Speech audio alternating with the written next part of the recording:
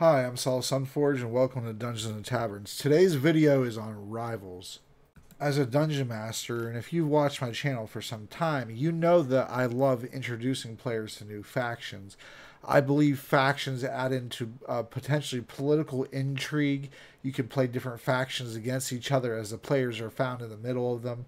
I just find that they help propel your game forward by that much more for just a little bit of extra work. Well, rivals is on the other side of the same coin as factions, in that rivals, you can use them to propel the plots forward.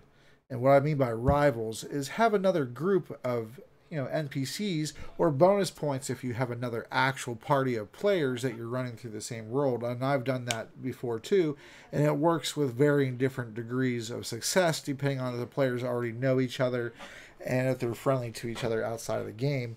But rivals are what help propel your party to do more, to do better, and to explore. So you throw in the situation with a rival party, and ideally, if your group is 5 people, you want your rival faction, your rival party, to be the same. And they want to complement each other in similar ways that your existing party of players complement each other. And so you kind of create sort of a mirror party. Not directly, unless you want to, of course, and that's a tried and true trope that happens to work. But what I mean is, if you have a tank who happens to, like in the current campaign, use a halberd, well then the tank for the rival party would use something else. Maybe they would use a different type of polearm, or not even a polearm at all. Maybe they would use an axe. Maybe your tank is stoic and reasonable and doesn't rush into battle. Well, make the rival tank that he's always thinking more with his emotions, and he's Leroy Jenkinsing every battle. He rushes into fights, and sometimes it might get him into trouble. So you want to kind of make these rival party members play off of the group that you have, and it would mirror them in terms of tasks, but the personalities would be in direct opposition, and that is what would create the conflict. Okay, so your party, for an example, would be going into a dungeon. Maybe they scouted this place out for a while, and maybe they even invested some actual coin in getting reconnaissance from other people and accounts from other people, and they prepared themselves with appropriate ammo or magical weapons and armor and things like that, only to go into that dungeon and find out that some of those chests that were looted or that would be full of loot were already looted. And maybe there's like a note or something like that, or some kind of tagging or spray or something that lets the party know that they were there. And then maybe off in town or something like that during downtime activity, you can have this rival faction, as part of the downtime activities to advance the plot forward with that, while also not making it take up the main stage of the campaign. It can just be something that's going on in the background, just another way to allow your world to feel like it is a real and living place. Another thing you can do is if the party is after specific items and they're asking about town for those specific items, well, maybe their rivals are also looking for those items. And then you could think of why those rivals are looking for those items. Rivals don't necessarily need to turn into anything more than just rivals. They don't need to be the BBEG, although they can. And that's up to you and how you see that your party of players treats these rivals. If they start to try to gravitate to make them into enemies, well, then allow that to happen.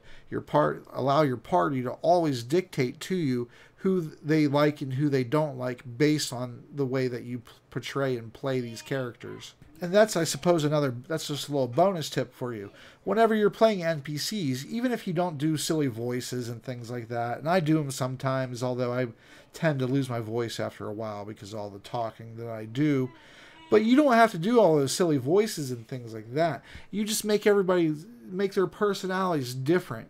And if you need something to help guide you in how to make your NPCs, then just use the literature and things that you already know. And then just combine personality types to come up with new and interesting people. And as long as you portray everybody differently, your NPCs are going to be memorable. And it's really the dialogue that you give them that makes them memorable. So you don't really have to plan out too much, especially if you already know the personalities from the sources that you're tapping into. So as I was saying before, the rivals can be interested in purchasing the item that the party is going to purchase.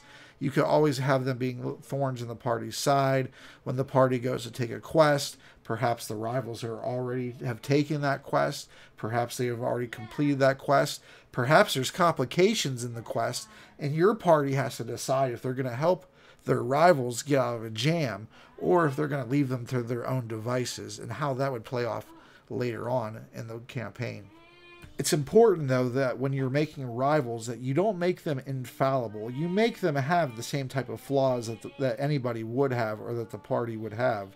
But what you want to do is try to make it so that everybody more or less covers everybody else's flaws, and that's how the party dynamic works in D&D as the players or as NPCs. It's just that when you're doing it as NPCs, it's you doing all the work to make them. So depending on how much you're going to have them interact with the party, is your guide on how well you need to flesh these people out.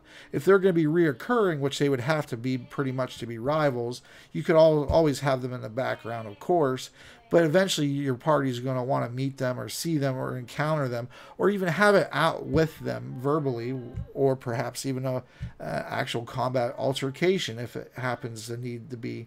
But you want to make sure not to incorporate the rivals into absolutely everything that happens, because that's just boring and predictable.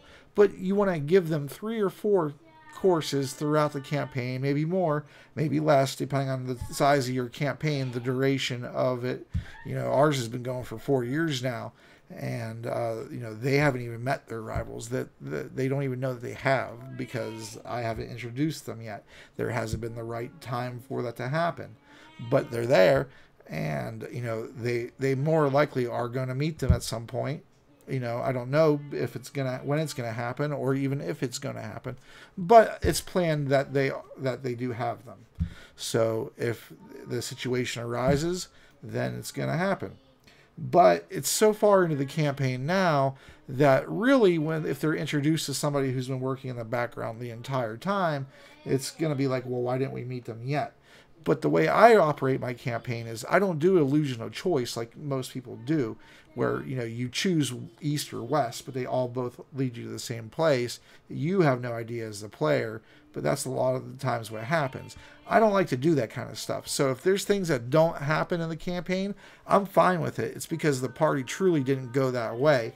I don't try to force anything to happen. And so that's what I'm trying to tell you with rivals. You don't want it to force it to happen. You want it to intrinsically be some kind of situation that might cause just a little bit of conflict, and the party is going to remember these people. And then later on down the line, you just reintroduce them with a little bit more of a conflict. And the conflict could be as simple as like a bidding war on an item, like I said, or your party of players is looking for an item. The rivals might be selling that item, and they're only willing to give it up if the party does something that's rather unreasonable that's asked of them. Or it might even make the party look bad to everybody else, but that's what the rivals want you to do in order to get that item. There's a whole bunch of different machinations that you can do around the rival system, and it's just something else that is in your tool belt as a DM. So hopefully this video helped you out a little bit. If it did, don't forget to hit the subscribe button on your way out. I love and appreciate all of you. I appreciate the fact that you like to listen to what I have to say and find value from it. If you know somebody else who may find value from what I have to say, then lead them my way. Thank you so much. Have yourselves a great day. And now I'm going to go edit a video before I go out to work overnight. So take care. Thanks for watching.